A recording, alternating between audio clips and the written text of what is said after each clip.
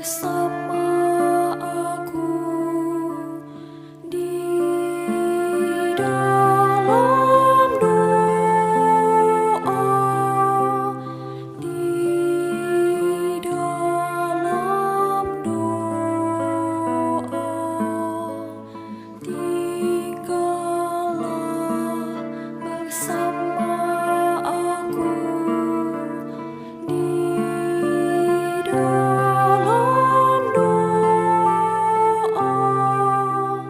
di dalam doa.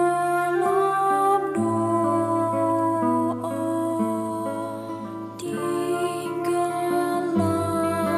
bersama aku di dalam doa, di dalam doa. Selamat pagi, saudara yang dikasihi Tuhan Yesus. Kita sudah dibangunkan kembali dengan jasmani yang segar. Sebelum kita beraktivitas, kita akan merenungkan firman Tuhan. Namun sebelumnya kita berdoa. Terpuji Engkau ya Allah yang Maha Kuasa, karena masih memberikan bagi kami waktu pada hari ini untuk beraktivitas. Tuhan, sebelum kami melakukan kegiatan kami akan merenungkan firman-Mu. Berkati hamba-Mu dan juga berkati firman yang akan kami dengarkan. Di dalam nama Tuhan Yesus kami berdoa. Amin. Saudaraku yang kekasih, firman Tuhan yang akan kita renungkan pagi ini terambil dari kitab Matius 26 ayatnya yang ke-38. Firman Tuhan berkata demikian. Lalu katanya kepada mereka, hatiku sangat sedih, seperti mau mati rasanya. Tinggallah di sini dan berjaga-jagalah dengan aku. Saudaraku yang kekasih, sebagai manusia tentunya menghadapi satu beban yang berat, apalagi menyangkut terhadap penyiksaan dan kematian, tentunya kita merasa sedih. Apalagi kita akan diperhadapkan dengan kematian. Maka dari itu saudara, Yesus setelah dia melaksanakan perjamuan malam bersama dengan murid-muridnya, dia pergi ke Taman Getsemani dan dia berdoa di sana. Dan dia mengungkapkan kepada murid-muridnya, hatiku bersedih karena rasanya mau mati. Saudaraku yang kekasih, memang Yesus sudah tahu bahwa saatnya sudah dekat. Maka dia mengungkapkan kepada murid-muridnya perasaannya, kesedihannya, yaitu tentang kematiannya yang tidak lama lagi. Maka Yesus mengharapkan kepada murid-muridnya untuk berjaga-jagalah. Saudaraku yang kekasih, kenapa Yesus ini bersedih seperti rasanya mau mati? Dia ungkapkan kepada murid-murid.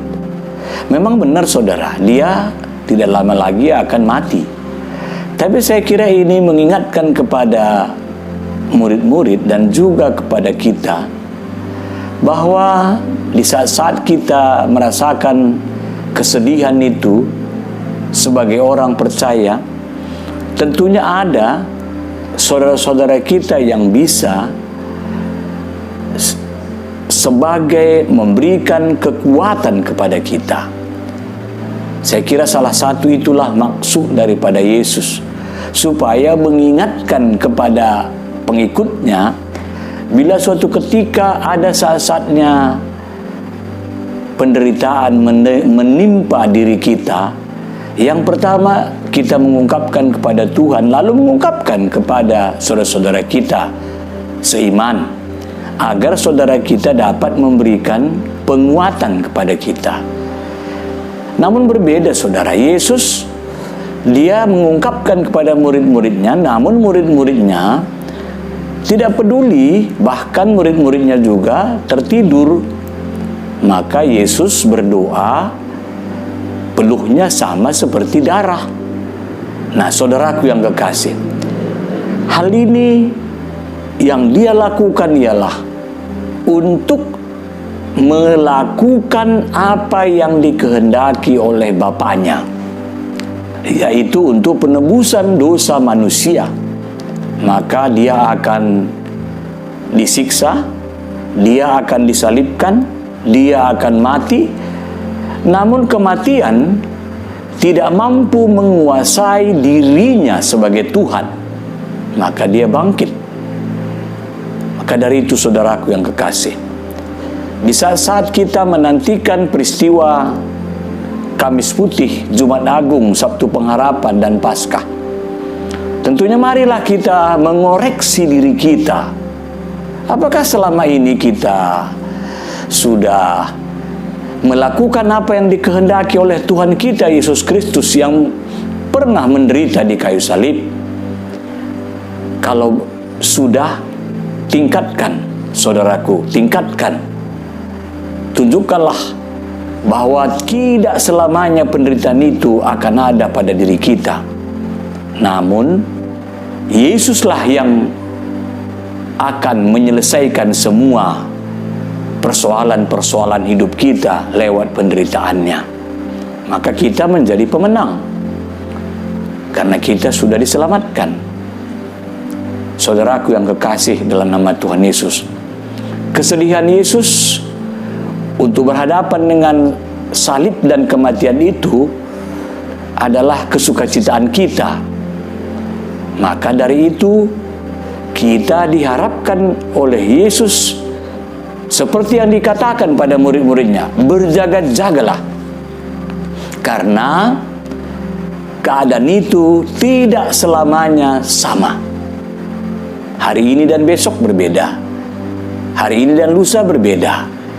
Tapi sebagai orang percaya, karena Yesus sudah memberikan penyelamatan kepada kita, maka hari-hari yang kita jalani itu, walaupun ada kesedihan, ada penderitaan, namun ada kuasa Tuhan yang akan menguatkan kita. Seperti yang dikatakannya dalam Yesaya 54 ayat 10. Biarpun gunung-gunung beranjak dan bukit-bukit bergoyang, namun kasih setiaku tidak akan beranjak daripadamu. Nah, jadi saudaraku yang kekasih, inilah saya kira jaminan bagi kita. Maka dari itu, apa yang bisa kita perbuat jikalau kita merayakan Paskah ini?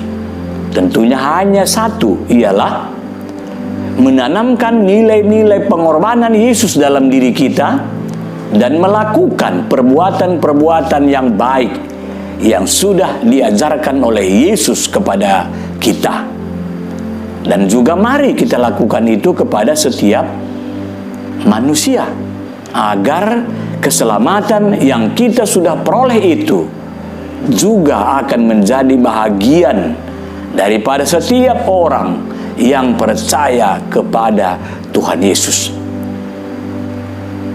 Selamat menyambut Kamis Putih, Jumat Agung, Sabtu Pengharapan, dan kita bersukacita di saat kita merayakan Paskah.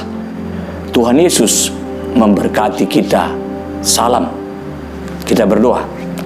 Terima kasih Tuhan, firman-Mu sudah menguatkan kami karena kami percaya di mana saat Yesus akan diperhadapkan dengan penyiksaan, penderitaan, dan kematian, yaitulah juga bahagian dalam hidup kami untuk kami menyambut peristiwa Paskah, Jumat Agung. Maka dari itu Bapa, kebaikan-Mu yang kami rasakan, sebagaimana Kau sudah buktikan dalam hidup kami, dalam dunia ini. Bapa, pada saat ini kami berdoa untuk GBKP Rungun Cilengsi.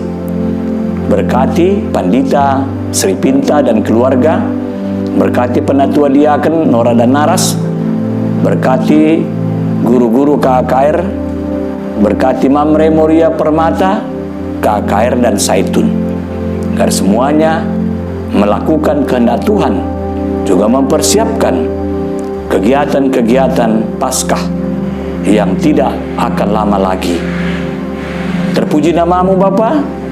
Berkati juga persiapan malam pujian GBKP Jakarta Kalimantan dari Runggun GBKP Depok Lenteng Agung, dan juga satu hati untuk GBKP Jampin.